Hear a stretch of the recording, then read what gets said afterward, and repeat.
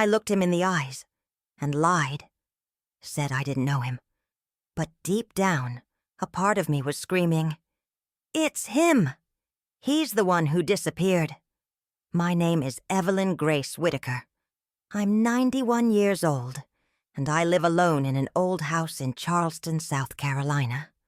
The wooden porch still holds up against time, with ivy growing wild, like it knows that growing old can be beautiful. My days are quiet now. I read a lot. I listen to the radio.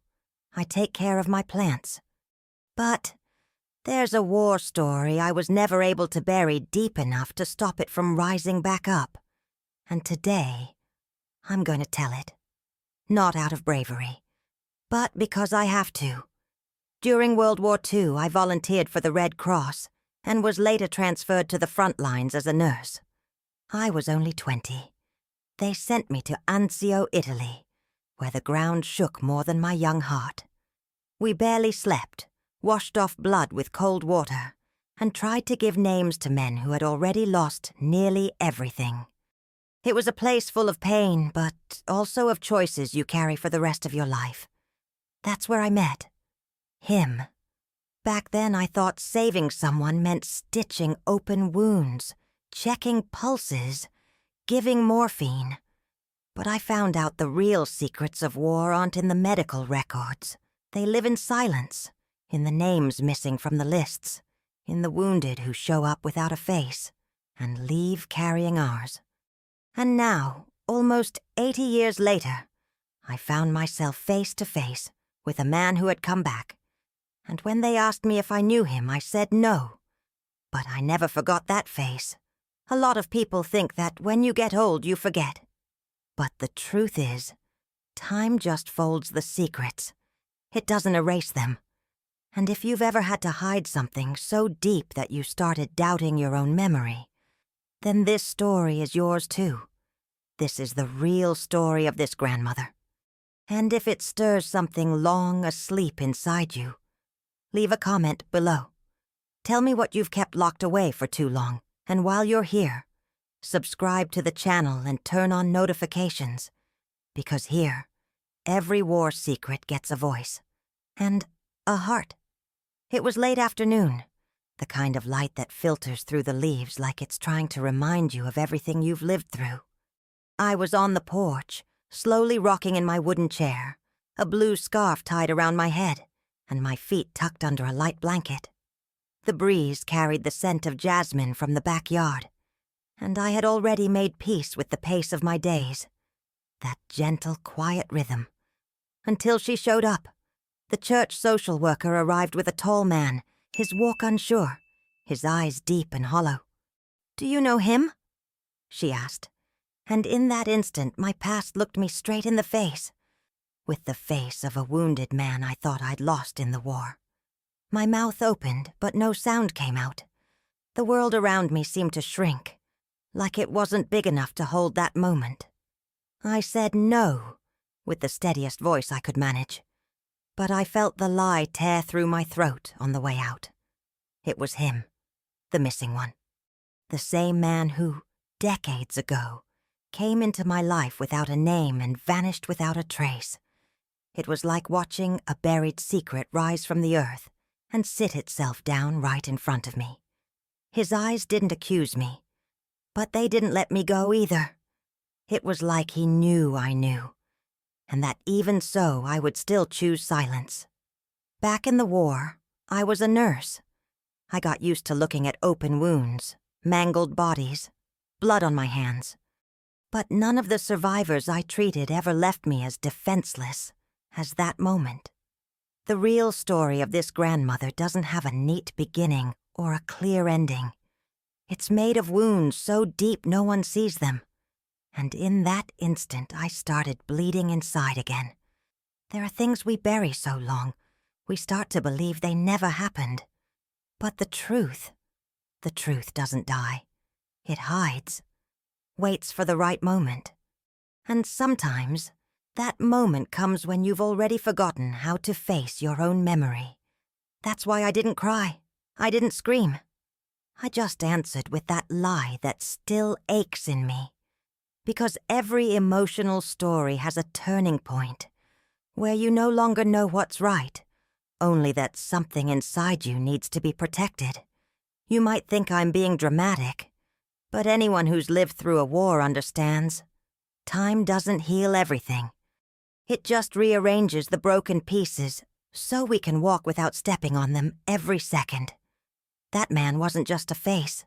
He was my secret, the hiding place of a choice I made back when I was young and thought I could save the world with bandages and hope. But to understand why I lied, we need to go back almost 80 years in time. Anzio, 1944.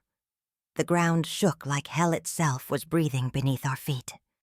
I was just a 20-year-old nurse, my hands steadier than my heart, trying to keep alive the boys they brought in, or what was left of them. That day, among so many wounded, they brought in a different kind of man.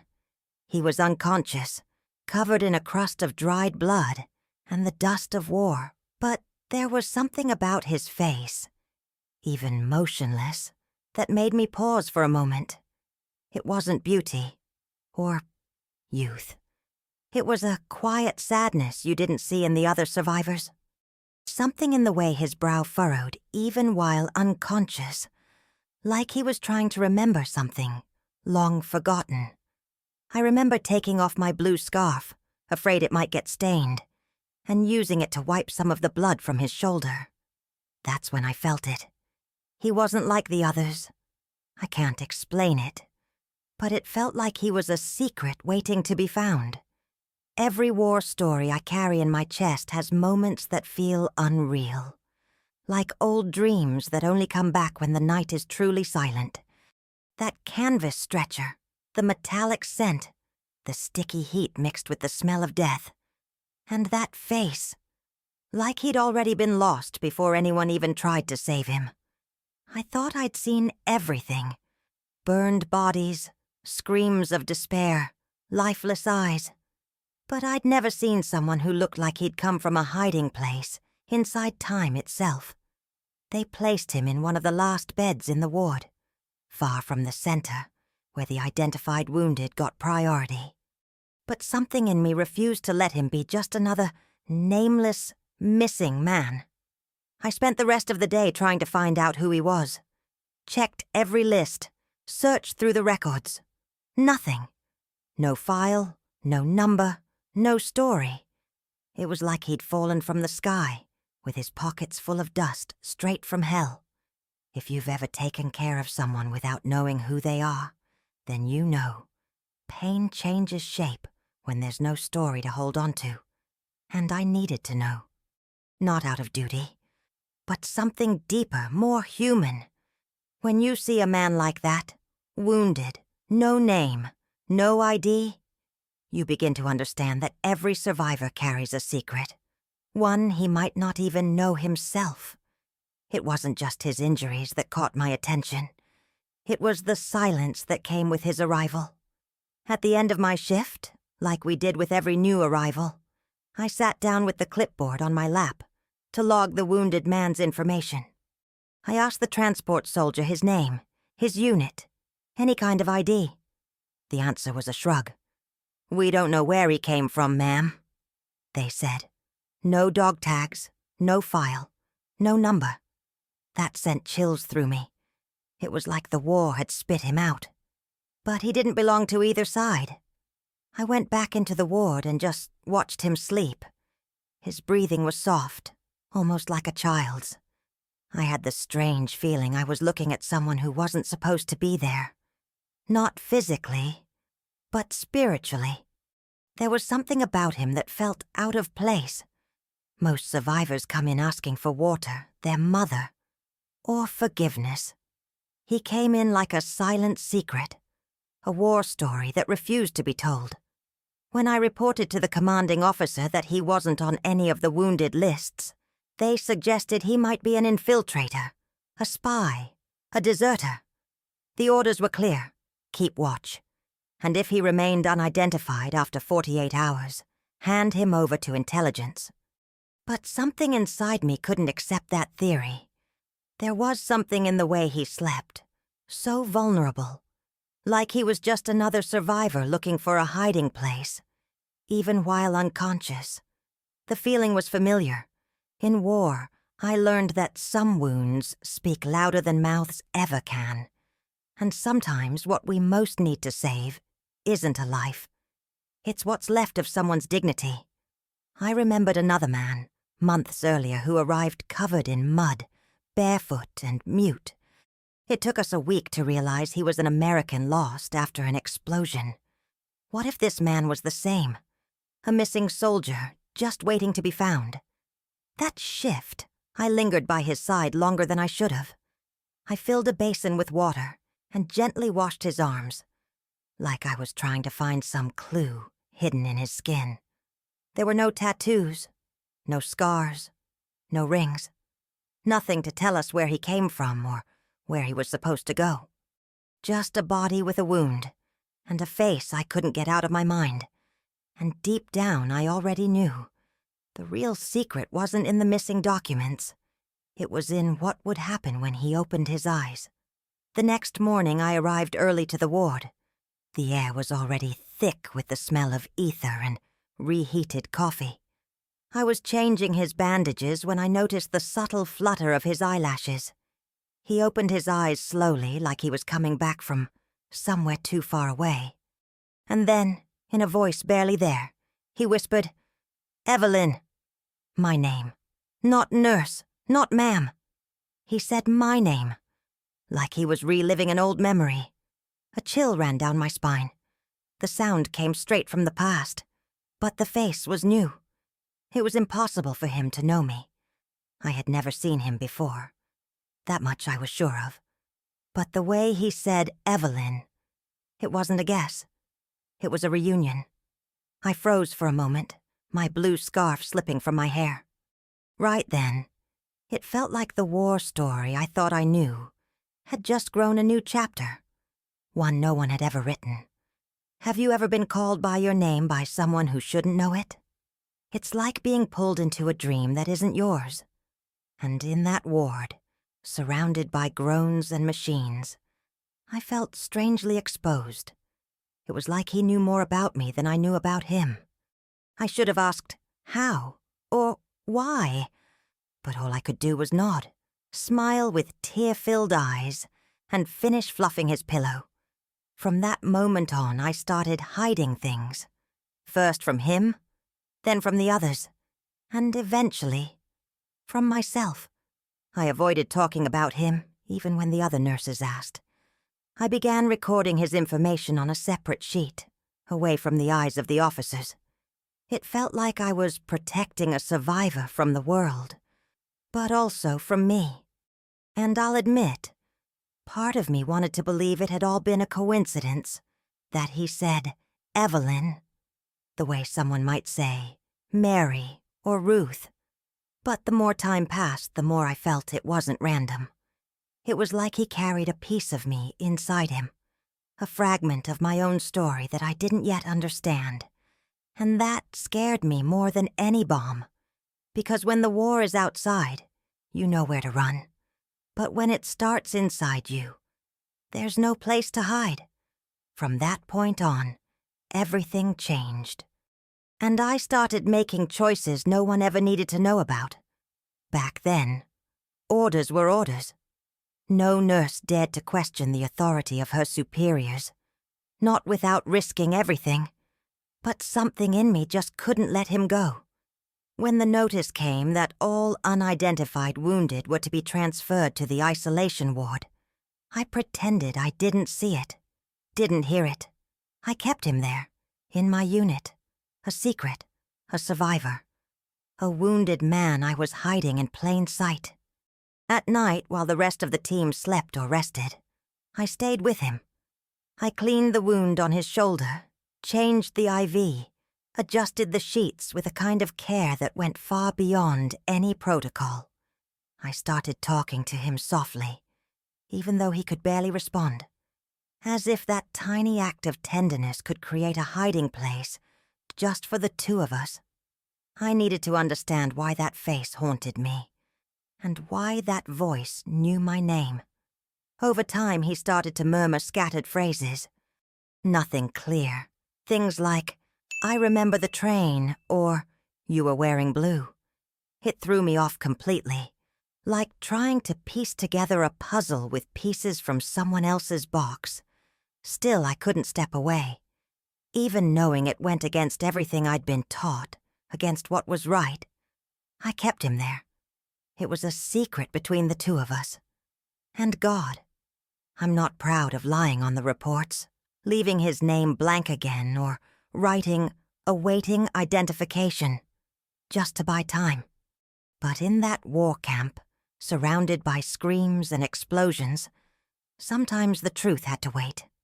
I had already seen men lose their souls long before they lost their blood, and there was something in him, something I needed to save before it disappeared forever, even if all I could save was the memory. Maybe I was trying to make up for something I didn't even know I'd done. Maybe it was just compassion, or maybe it was something more.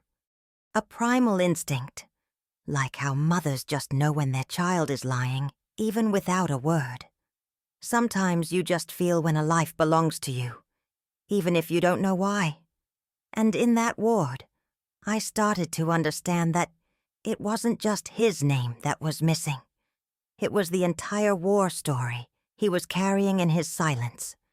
Days went by and he started talking more, but never enough. When I asked where he was from, he said New Jersey. The next day, he mentioned a ranch in Texas. Then, a shoe factory in Ohio. The versions contradicted each other, shifting like the wind in late afternoon.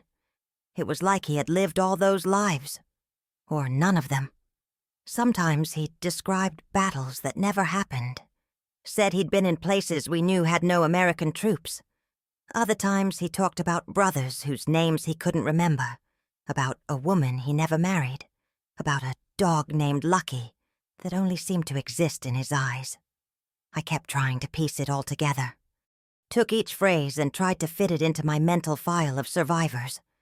But the fragments never aligned. It felt like tending to a wet puzzle, the pieces slipping, warping.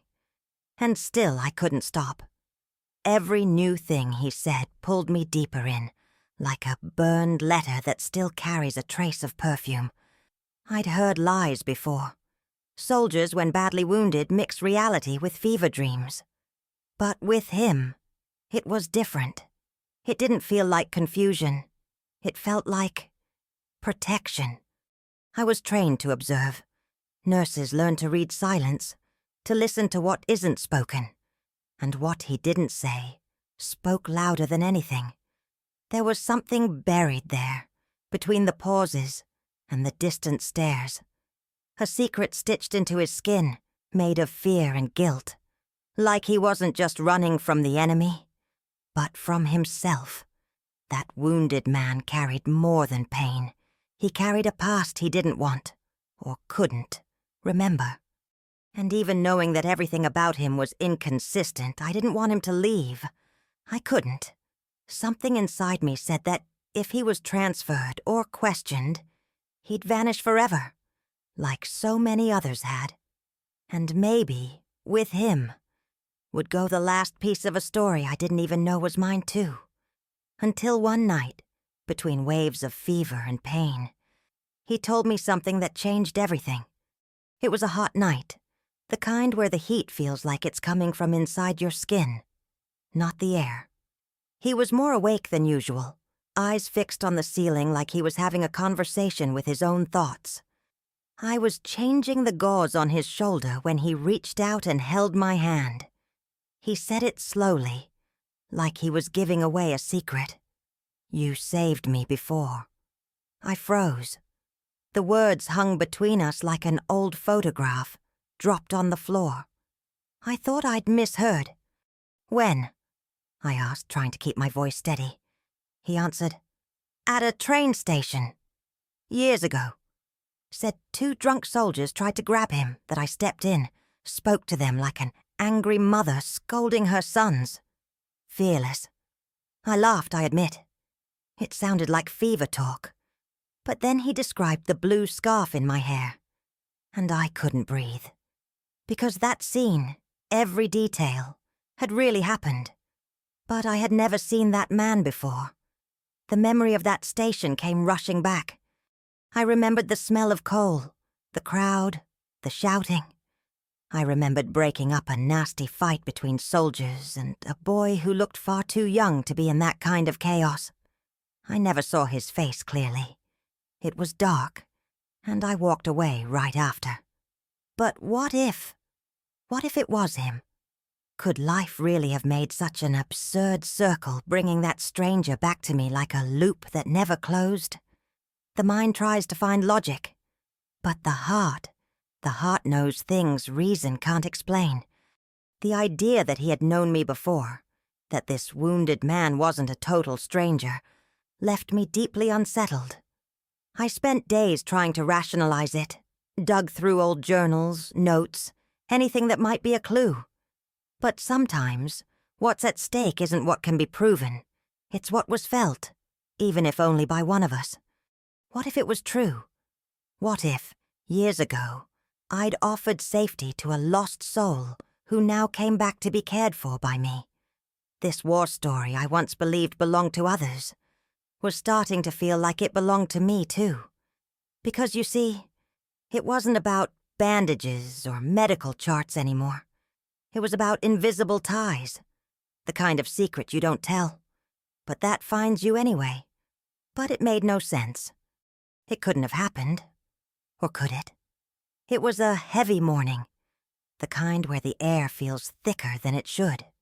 While he slept, I went to gather the torn clothes that had been folded and stored on the shelf beside his bed. One of the hand-stitched pockets was coming loose, and by instinct, or maybe impulse, I slipped my fingers inside. What I found stopped me cold. A Nazi insignia. Small, cold, its edges still crusted with dirt and rust. That thing had no business being there. For a moment the world spun. My knees gave way. My heart raced. How many soldiers had I watched die at the hands of the army behind that symbol? How many friends? How many lives? Holding that emblem was like touching a ghost, a secret so heavy it pressed into my bones. Suddenly, that wounded man wasn't just a survivor. He was someone carrying the weight of the enemy in his own pocket. My mind spiraled. I had protected this man. Against orders, against suspicion, against myself. And now I was discovering he might have fought for the other side? That maybe he'd been pretending all along? I was shaking inside, but I couldn't bring myself to confront him. I left the insignia right where I found it, closed the pocket with the same care as before, like sealing a vault that could explode at any moment. War taught me that good and evil don't always wear different uniforms. I've treated soldiers who looked like monsters but cried out for their mothers. And men with medals on their chest who tortured prisoners behind the tents. That symbol, no matter how horrifying, didn't explain everything. But it couldn't be ignored either. It was a fresh wound, and it hurt in a place no bandage could ever reach. I spent that whole day in silence.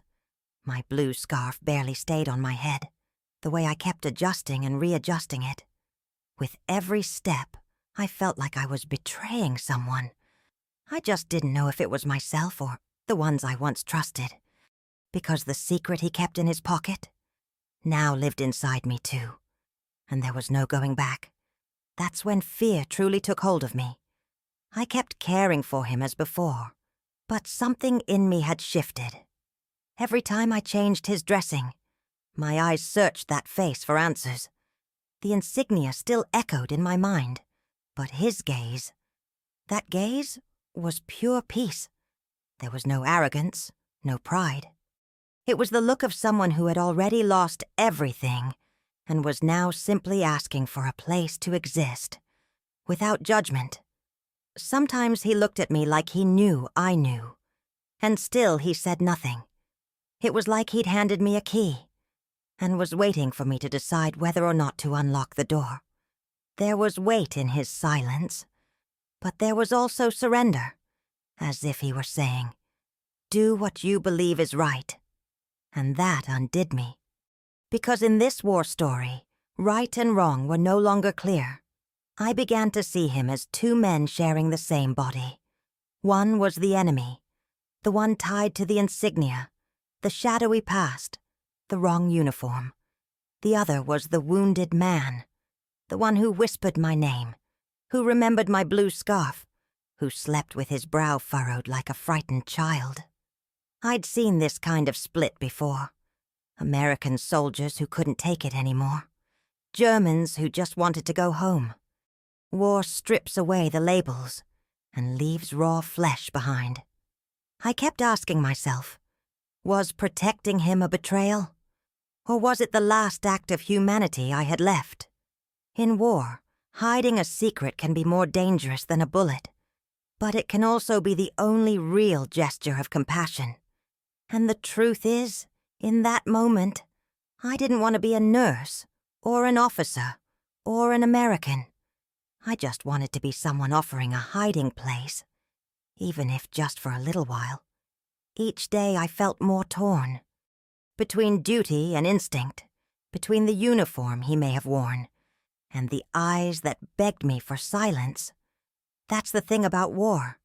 It scrambles all the roles, blurs all the lines. And before I even realized it, I'd stopped searching for his past in the paperwork. I was searching in his eyes. But before I could make any decision, something unexpected happened. That night felt just like all the others. Heavy skies, the air thick with smoke and longing. I was walking back from the mess hall with a mug of tea when I heard the siren. Evacuation kicked in fast, just like it always did when planes got close. We rushed to shelter the wounded, some in our arms, others on makeshift stretchers. But when I reached the corner of the ward where he usually lay, the bed was empty. I stood there for a second that felt like an entire lifetime. I flipped the sheets, checked the floor, behind the curtain. No trace, no scream, no body. It was like he'd vanished. I thought maybe they'd moved him to another section. But I checked everything. Nothing. All I found, on top of his pillow, was my blue scarf, folded neatly. The same scarf he'd described when he said he knew me. I sat beside that empty bed and felt my chest sink. I knew what it meant. He was gone. But how? Where? Alone? Did someone help him? Or was he taken? The questions spun inside me like a whirlwind, and all I could do was press that scarf to my face. It was the kind of disappearance that war understands and forgets. But I didn't. In the days that followed, no one mentioned his name. Because really he'd never officially existed there. The other nurses thought I was exhausted, imagining things. And maybe, part of me wanted to believe that too. That he was just a dream, a lonely nurse's fevered vision. But he wasn't. I remembered his eyes, the secret he kept in his pocket, the story he never got to tell in full. I kept the scarf, now stained with something far deeper than sweat or dust. I held onto it like an unread letter, an unfulfilled promise. For years I thought maybe he died during that escape. Maybe he tripped, bled in silence, vanished into the trees. Or maybe someone rescued him and erased him from history. All I know is, he left, and with him, he took a piece of me that never came back. I returned to the United States with a tired body and a soul that no longer fit the quiet of the mornings.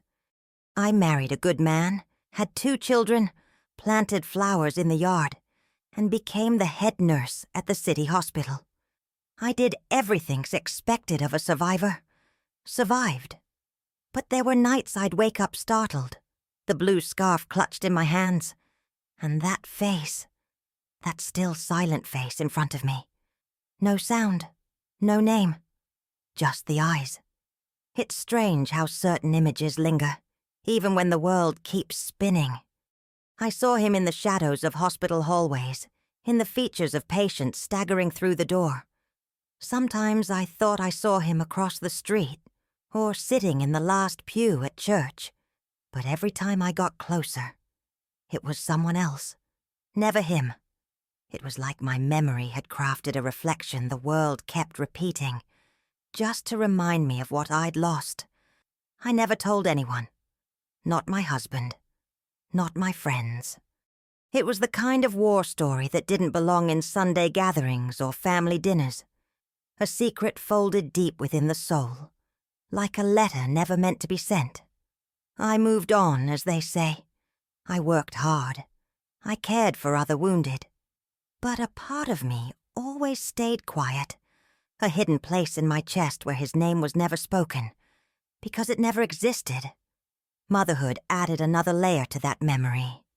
Watching my children sleep reminded me of the way he breathed, so lightly the first time I saw him. One night, my youngest called for me, saying he had a nightmare about a man who cried, without crying. I felt chills all over. It was as if, in some strange way, that missing man still haunted the halls of my home, or my mind. With time, I learned to live with the absence. I turned his face into a symbol, a memory that lived in my gaze without needing explanation. But even after all those years, he never truly left. He simply hid in the cracks of my routines, in the names I never heard again, in the faces I stopped searching for. Until, decades later, came the reunion I never expected.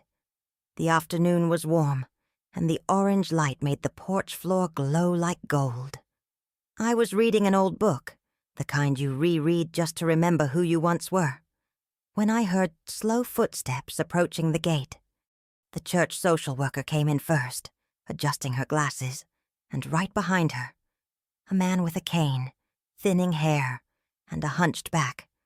When our eyes met, I knew. Decades hadn't erased that look. My body reacted before my mind. My heart raced. My hands trembled. I knew that face.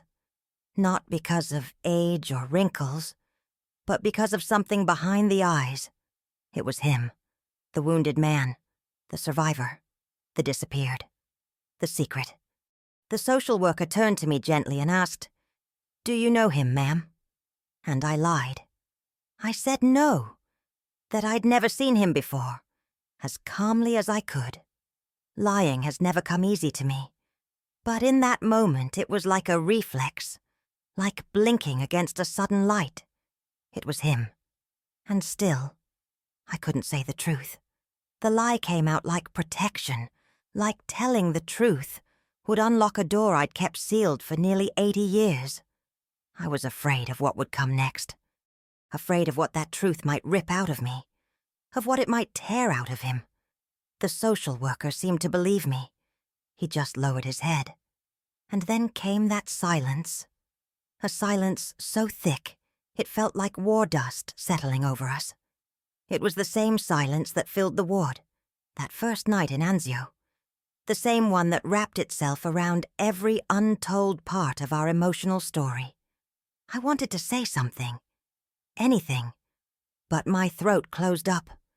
And then I saw him take a small step back, like he was accepting the absence I was pretending.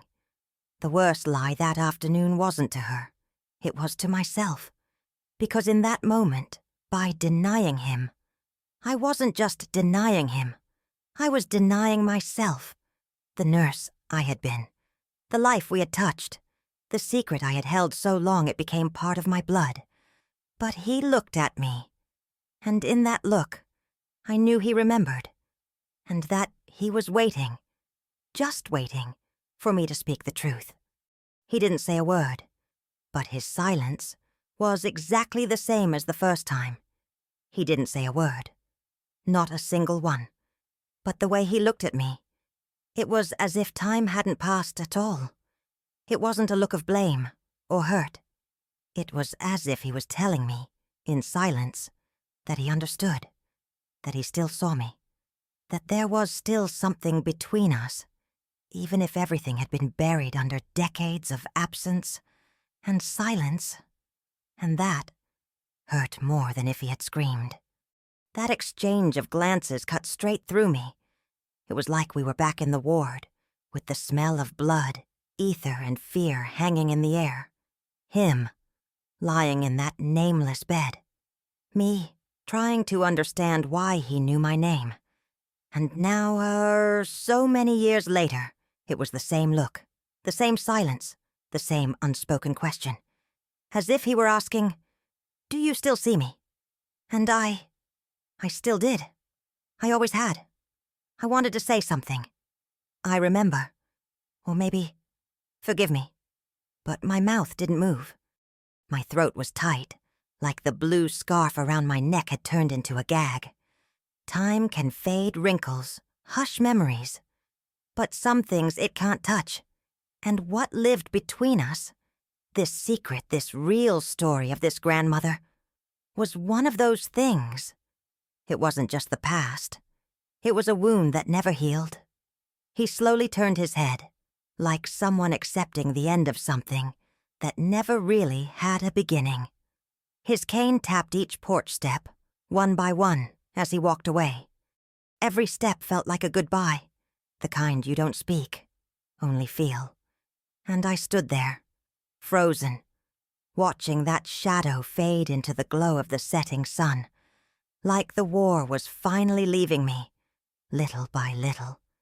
And when he turned to go, I knew it was my last chance, to speak the truth, to release the secret that had lived inside me like a hidden survivor in a minefield. But I couldn't, not in that moment, because what I needed to understand still didn't have a name. And the only thing heavier than guilt is the silence of someone who knows they lied out of love. I spent days trying to understand why I lied. It wasn't fear of judgment or worry about what others might think. At this point in life, my conscience doesn't answer to an audience. It wasn't shame either. War taught me that sometimes there's no right or wrong, just choices we have to carry.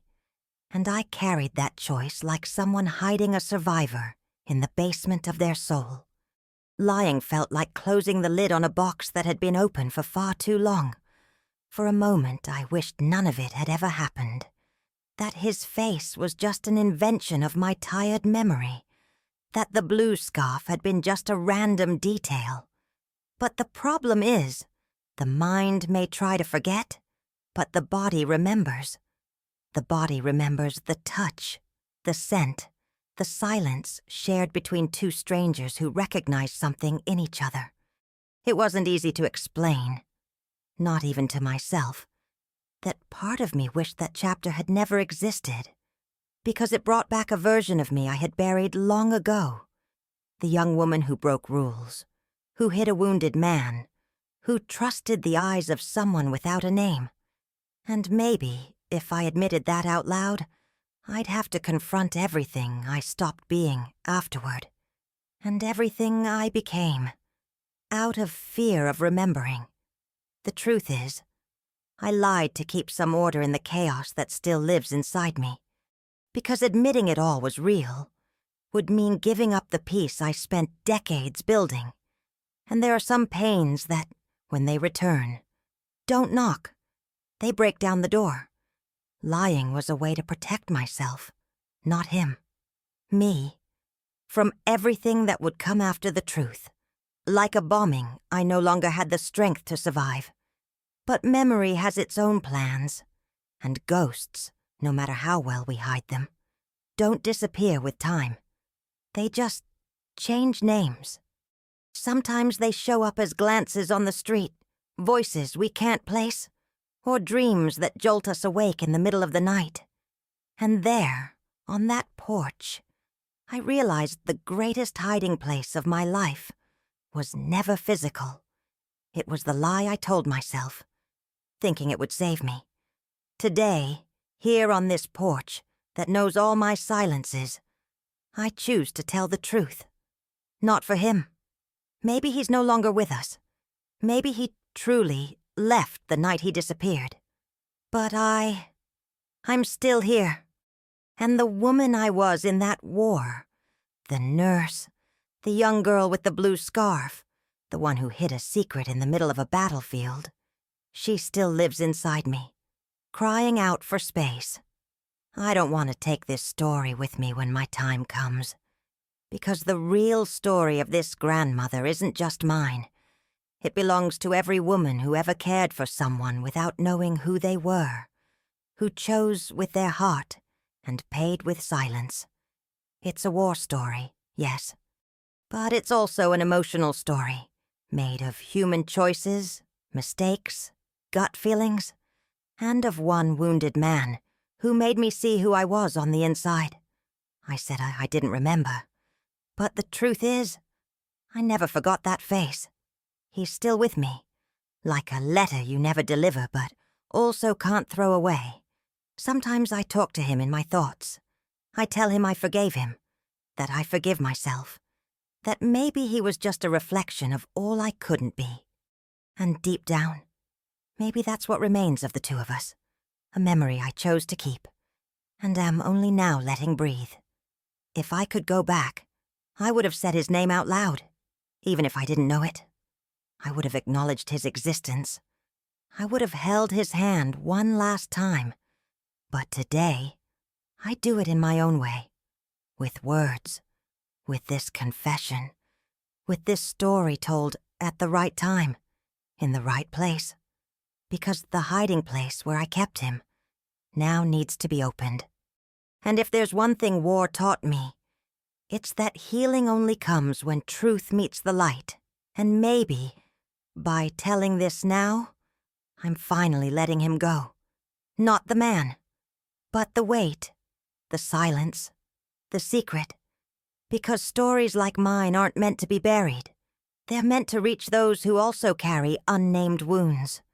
And if you've made it this far, maybe it's because something in you is asking to be freed, too. So now, with a lighter heart and tearful eyes, I let him go. For the first time, truly. And now I ask you, how many faces have you tried to forget? How many secrets are tucked away inside you, just waiting for the right moment to breathe? Because you see, no one walks through life untouched.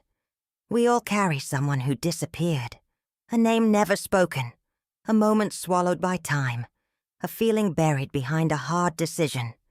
But keeping something hidden isn't the same as forgetting. It's just delaying the reunion. Maybe you've never lived through a war like mine, but I know there are silent battles happening inside each of us, and sometimes all it takes is a memory, an object, or a look, for everything to come rushing back. And when it does, what will you do? Will you deny it like I did? Or will you finally let the truth have its place? Because truth, my dear, it doesn't grow old. It just waits. So tell me, have you ever seen a face you couldn't forget? Have you ever lied out of love, fear, or protection? Share it in the comments. Don't be ashamed. Every story told is a wound that begins to heal. And if this real story of this grandmother touched you in any way, send it to someone who needs to hear it too. Subscribe to the channel, turn on the bell, and stay with me on this journey through memory. Here every nurse has a past, every war left marks, and every secret sooner or later finds someone willing to listen.